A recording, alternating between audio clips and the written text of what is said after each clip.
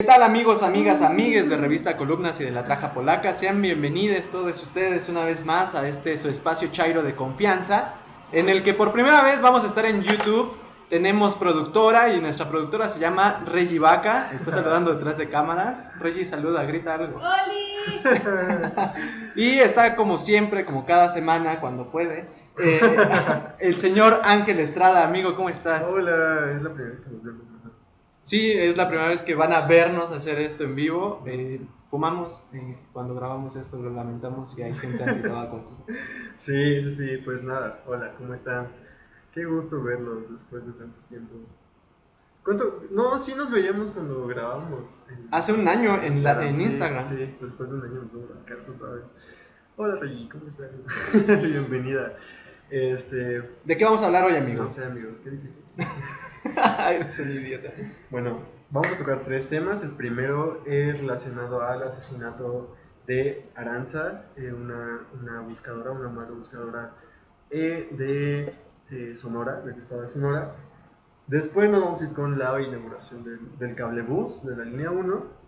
Y al final pues vamos a hablar de esta carrera que ya empezó hacia el 2024 tan pronto, ¿no? Bastante prematuro, sí, diría bastante yo. prematuro. Pero vamos a hablar primero del tema de Aranza. Hace una semana hablábamos del encuentro del campo de exterminio en Tamaulipas. Y bueno, ese campo se encuentra porque las madres, las mujeres buscadoras, que son principalmente la fuerza de búsqueda en México, hallaron en un terreno en Tamaulipas restos humanos y de ahí se empezó a investigar. Pero Ángel Estrada es la persona más indicada y más, pues digamos que más adentrada en el tema para explicarnos un poco cómo lo que está pasando y por qué la muerte de la compañera Aranza es tan importante. No sé si recuerdes que en repetidas ocasiones yo mencionaba que era una tarea que no tenían que hacer las madres, que ellas no tendrían que estar ahí en los campos buscando a sus hijos, que tendría que ser una tarea de la fiscalía y de las autoridades de los estados y de la autoridad federal. Pero lamentablemente vemos nuevamente este vacío en temas de justicia y pues tenemos a grandes grupos de madres de personas desaparecidas buscando a lo largo y ancho del país, sobre todo en las zonas del Pacífico, sobre todo en el sur y en el norte, estados como Sonora y Tamaulipas, y Chihuahua en Ciudad Juárez, que encabezan como esta lista de grandes grupos de búsqueda. Y bueno, en este caso en particular, pues Aranza pertenecía al grupo de guerreras buscadoras de Sonora y se había incorporado apenas en diciembre, después de que su esposo desapareciera. Ambos jóvenes tenían una niña de 2 años que dejan pues huérfana después de este asesinato.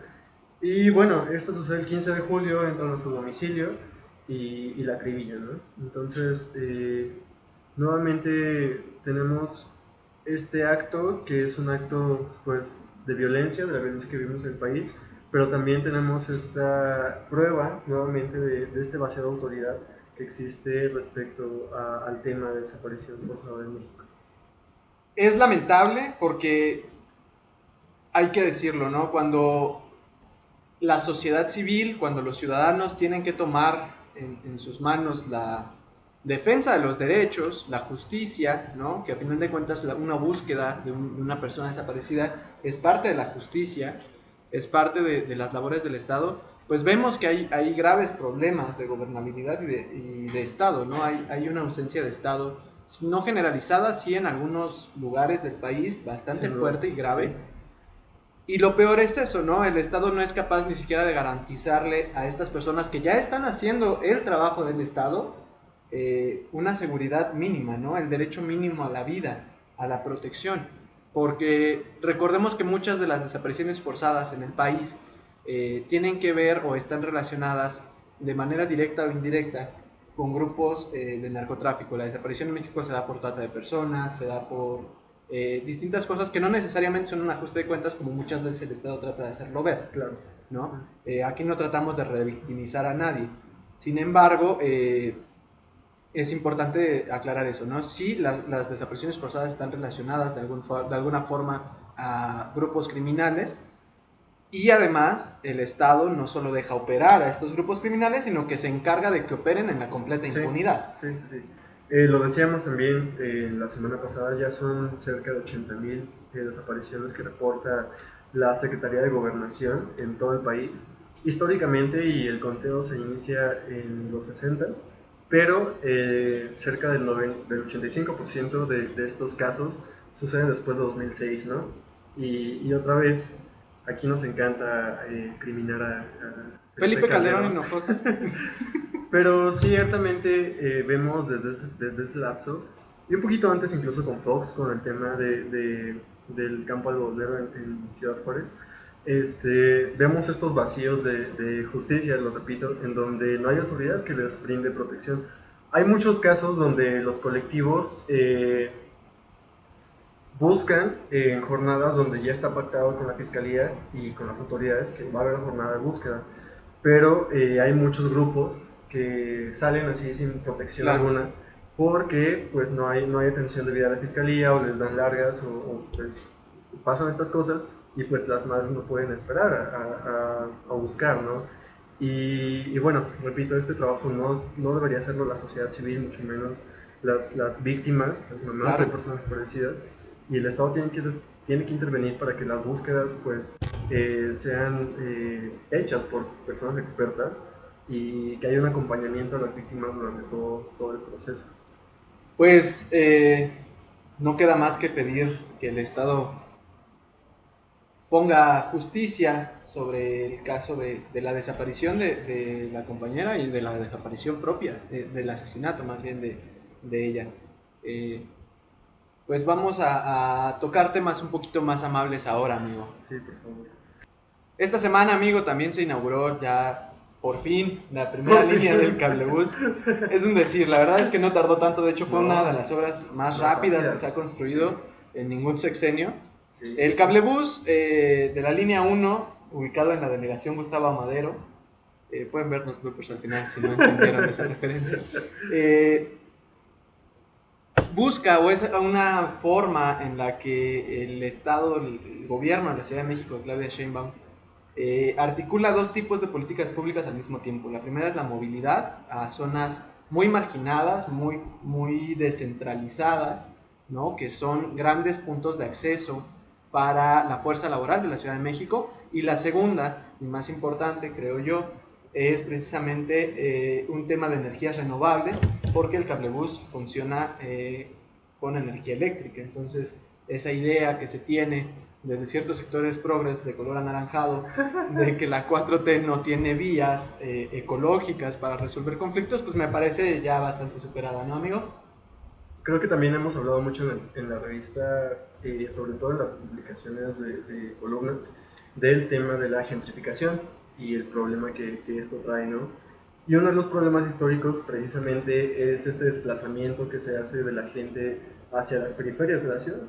Por eso, pues no es casualidad encontrar que en las zonas más periféricas la calidad de vida que se observa es mucho menor comparada a zonas gentrificadas del centro. Benito Juárez y Miguel Hidalgo. La Condesa, la Roma, Narvarte del Valle, etc. Es una larga lista.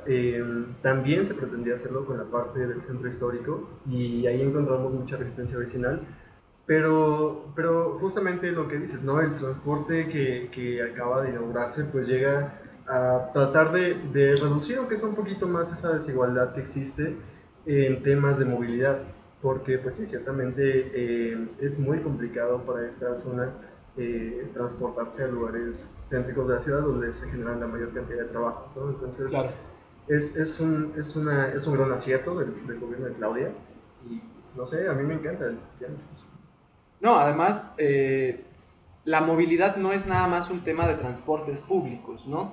Es un tema, como dice Ángel, de calidad humana, es un tema además de seguridad, porque no podemos obviar ni tratar de ocultar que las zonas periféricas de la Ciudad de México, sobre todo los caminos entre la Ciudad de México y el Estado de México, Tláhuac, Chalco, Lagam, son zonas en donde se concentran grandes índices de delincuencia, sobre todo de foro común, que es Sí. asalto a mano armada, robo de pertenencias, asalto a transporte público, y precisamente el cablebús también es una gran oportunidad de dar un golpe ahí a la delincuencia, ¿no? En tanto que es imposible huir de un cablebús que está suspendido 3 metros de altura Sí, si claro. acabas de asaltar a alguien, ¿no? O sea, Sí. no hay forma que puedas robarle algo a alguien en una cabina de cablebús sin que esa persona sepa que está dentro de las 4 personas que están. A menos en que la te cabina. valga como 3 kilos de peña, pero no creo que eso pase.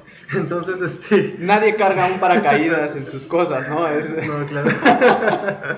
Sí, entonces, pues sí, realmente creo que llega a innovar la manera de moverse en la Ciudad de México. Ojalá que este transporte también se replique en zonas como Álvaro Obregón. eh, y no me refiero a las zonas de Santa Fe bonitas, sino a las zonas de Santa Fe feas, las zonas altas, Ahí tu pueblo. donde Laida Sansores construyó una escalera eléctrica Ahí que se mero, tiene que sí, parar. sí, Mira, sí, sería sí. una buena parada de cablebús. Exactamente. Entonces, sí, realmente es un transporte que va a reducir mucho los tiempos de traslado de las personas que trabajan en estos lugares tan alejados de sus hogares. Pero, bueno, y además mencionarlo, también es un transporte que ha funcionado mucho en ciudades de Sudamérica, sobre todo en países como Bolivia y Colombia. Entonces creo que ya hay antecedentes de que funciona, de que es eficaz. Y bueno, es una ruta larga. De hecho, es de los cablebuses más largos que existen en el mundo, con cerca de 9 kilómetros, que van de Cuautepec a Indios Indios Verdes. Verdes. Entonces, maravilloso, amigo. Creo que súper bien. No, y además Úsenlo. está próxima, creo que en 15 días, Ya menos, creo que el 24. a Ajá, el inaugurarse 24 la de junio línea se inaugura 2 la línea 2. del propio cablebús, Sí. que va a estar ubicado aquí en donde sí grabamos la traja polaca. De Constitución de 1917, es un poquito más allá, a Santa Marta. Santa Marta, que también es un traslado largo. Y que además ayuda a subsanar mucho del daño que se emergió, digamos, de algún modo, pues por la debacle de la línea 12, Sí, sí. y que sigue siendo un punto importante de movilidad para toda la gente que viene de Chalco, de Tláhuac, de propio Iztapalapa, hacia zonas mucho más céntricas, ¿no? Uh-huh. Llegar al metro, recordemos el suplicio de la gente que tenemos que ir de zonas muy alejadas del centro, es llegar al metro. El problema es llegar al metro. Una vez llegando al metro, sabes que ya todo es más tranquilo. Además mencionaban el hecho de que además de que es un transporte eficaz y que va a mover a la gente de una manera más veloz y más segura, mucha gente ya lo empezó a usar incluso como atractivo, como... Claro. Y está padre, la verdad es que es muy alto, la torre más alta mide 27 metros, entonces creo que está bien, no es cierto, 47 metros, pero entonces creo que está bien también que se use así, porque hoy has visto la ciudad. Además, amigo, esto nos deja sobre la mesa el último tema del día de hoy. Muy bien, aplaudible, a mi parecer, la gestión de Claudia Sheinbaum. Ha podido lo imposible, ¿no? Muchas veces se decía que no se hacían más rutas de transporte, temas de ese estilo, porque la ciudad estaba ya a un punto del colapso, si metíamos más infraestructura, ¿no? Claudia ha ampliado líneas de Metrobús, generó nuevas líneas de Metrobús, reavivó el sistema de trolebuses, hizo el cablebús, próximos 2 líneas. Que ojo, también quiero hacer esta pausa antes de seguir con el tema. Entre más transporte público mejor, y eso hay que tenerlo súper claro. Creo que entre más transporte público mejor. Yo he pasado por avenidas últimamente, pues, que son como anchas, y es como, güey, aquí debería haber un metrobús Claro. o no sé, también replicar lo que se hizo en Insurgentes a partir de la pandemia, que es la ciclovía. Hay que incluir más ciclovías en las avenidas principales de la ciudad, para empezar. Y bueno, o sea, todo lo que sea transporte público, bienvenido. O sea, todo lo que funcione. Y el argumento de los que usan auto, de que, ay, nos están quitando carriles. Bro, si hay más transporte público, hay menos tráfico. Exacto. Porque la gente ya no tiene que estar ahí tanto tiempo. Bueno, argumentos absurdos. Pero esto viene a tema porque en la semana vimos en la mañanera del presidente al secretario de Relaciones Exteriores, don Marchelito Ebrard, santo de las vacunas en México, destaparse públicamente como un perfil candidateable para 2024 y además él admite que lo está buscando un poco a su estilo, ¿no? Medio tibio, es decir, no, Rey acaba de morirse de risa con eso. No asume directamente que quiere la presidencia, ¿no? Dice que todos tranquilos, que falta mucho tiempo. Sin embargo, sí dice que sí lo anhela y que el estar contemplado por el presidente es algo excelente para él. Oye, pero es que, a ver, sinceramente, creo que a estas alturas del partido, después de un sexenio tan politizado y polarizado, creo que son pocas las preguntas, las personas que se han preguntado a estas alturas, pues a quién quieren ver de sustituto o sustituta de AMLO, ¿no? Entonces, aquí creo que yo no quiero plasmar mis simpatías para Claudia, pero, pero creo que sí es un tema que ya se ha vuelto un tema en el que piensa la gente. Por ejemplo, a ver, Regina, ¿quién quieres de presidenta para 2024? A estas alturas, ahorita. Barcelona. Barcelona. Se le caen las trenes. Sí, pero exactamente a eso voy. Creo que ha sido un tema que ya está empezando a fluir en la opinión pública, entonces creo que no está de más hablarlo. Y pues sí, la mañanera fue creo que el espacio perfecto donde se inició la discusión. No, y además vimos y sabemos, amigo, tú y yo lo sabemos muy bien, que hay un tercer caballo oculto, ¿no? Que no tiene, digamos, vista buena, pero que tiene fuerza, sobre todo al interior del partido de Morena, que es Ricardo Monreal. Y afuera de Morena. Y Ricardo Monreal se destapó también en una entrevista con Hernán Gómez Bruneda, en el que de plano dice que está en el mejor momento de su vida, ¿no? Curiosamente después de que el partido que creó perdió el registro, pero él asume eso y dice que está listo para ser presidente. Y bueno, básicamente Morena, que es el único que tiene fuerza política, hay que decirlo, y el único que tiene ahorita ya las vistas en 2024, ha destapado, o al menos hay tres perfiles en el escenario, que es Ricardo Monreal, aguas, ¿no? Claudia Sheinbaum y el santo patrono de las vacunas en México, que es Marcelo Ebrard. Ahora, esto sale también a colación, este destape del último, de Monreal, bueno, el último, Ricardo ya está abajo. Precisamente, y lo digo por eso, el espacio de la mañana fue el foco perfecto, precisamente de lo que dice Andrés Manuel hace ya unos días, en los que menciona quiénes pueden ser los presidenciables, ¿no? Y ahí se inicia la discusión porque precisamente de la lista que hace no menciona a Ricardo Monreal, claro. Menciona a Claudia, menciona a Marcelo, incluso a Bocionale, a Tatiana Cloutier, ¿a quién más? A Moctezuma. Caballos que sabemos que no van a ser, ¿no? O sea, Andrés Manuel también no puede tan abiertamente salir a decir. Pero bueno, obviamente sabemos que a propósito hizo esto de no mencionar a Ricardo Monreal. Entonces sí, por lo que vemos, a todas luces, sí hay tres caballos, ¿no? Ricardo, Claudia y Marcelo. Y pues bueno, no sé, a ver. Últimamente hemos visto a Marcelo muy activo también en sus redes. Creo que no hay un día en el que no suba un video donde aparece él hablando sobre temas de vacunas o sobre seguridad o sobre el Consejo de Seguridad de la ONU, o esta vez que estuvo en Francia y en otros países de Europa. Es decir, creo que ya ha empezado a hacer como su imagen. Y por otro lado vemos a Claudia muy escondida, muy discreta al menos, en no mencionar nada relacionado a 2024, diciendo que se quiere centrar en la ciudad, pero pues también conociendo que es una candidata natural, es la consen de AMLO.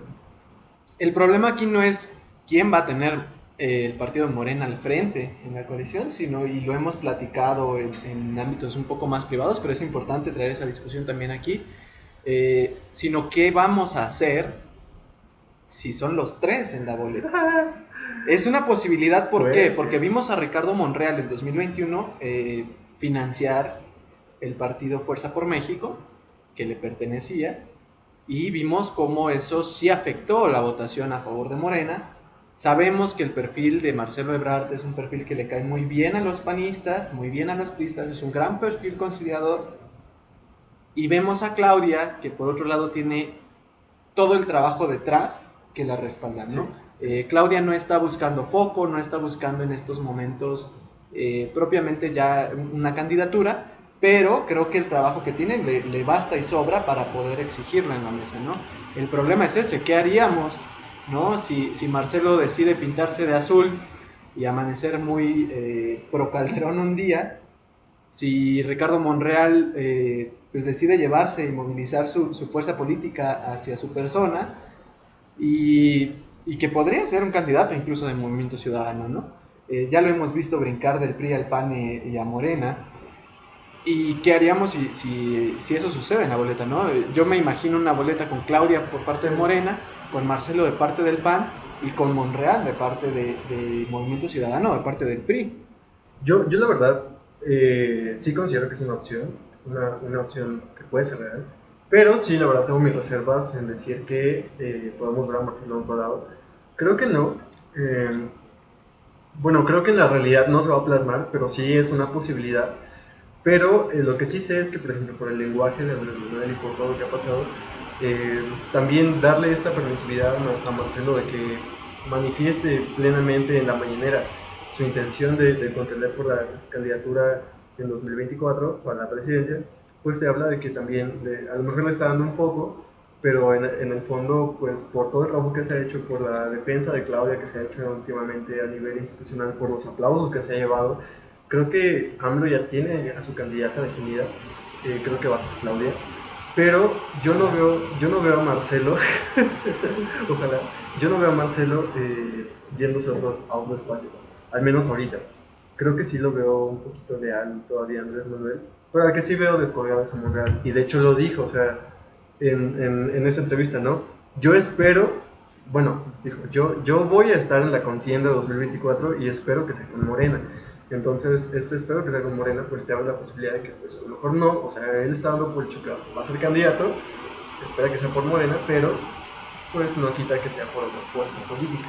Y eso es lo interesante, ¿no? O sea, ¿qué visión? Es que aquí es importante, ¿no? Más allá de lo que se dice, hay que ver lo que no se está diciendo, ¿no?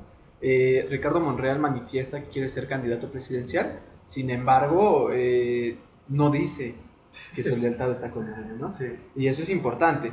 A Marcelo no me gustaría verlo pintado de otro color, pero también sé que las ambiciones de Marcelo están puestas, ¿no? Sí.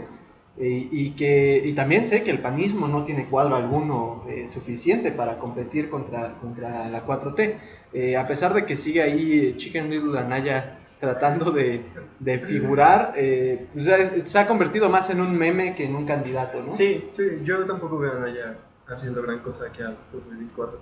Y perfiles panistas, pues... Margarita Zavala va a venir desde Puede ser la Zavala, Diputación. puede ser Zavala. Sí.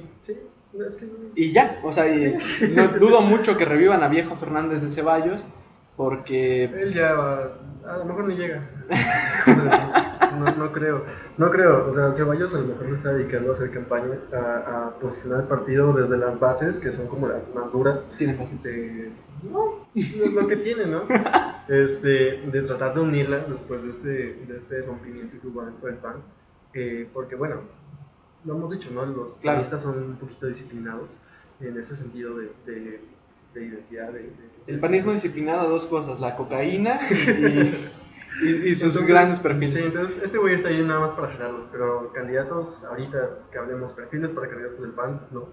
Y del PRI pues menos, o sea, del PRI creo que... Alito no está sé. a nada de pisar la cárcel, Sí. está buscando una hipoteca para vender el edificio del PRI, o sea, Sí, sí, sí, sí. se halconearon entre ellos hace 15 días, amigo. Sí, sí. O sea, hubo protestas por parte de ciertas corrientes Hubo priistas balazos. afuera de la sede del PRI y hubo otras corrientes que fueron a golpearlos con balas, hubo balazos, hubo petardos. El PRI... Lo más grave de todo esto es que, lo hablábamos también con un amigo, la oposición no se ha reincorporado, la oposición ciertamente sí vendió la idea de que Morena había perdido fuerza a niveles muy, muy grandes en estas pasadas elecciones, cuando en realidad pues se ganaban más gubernaturas de las que esperaba Claro. Morena, y bueno, lo que se perdió en gran parte fue aquí en la ciudad, que en realidad pues también es una discusión que podríamos tener porque el 75% de las casillas las gana Morena.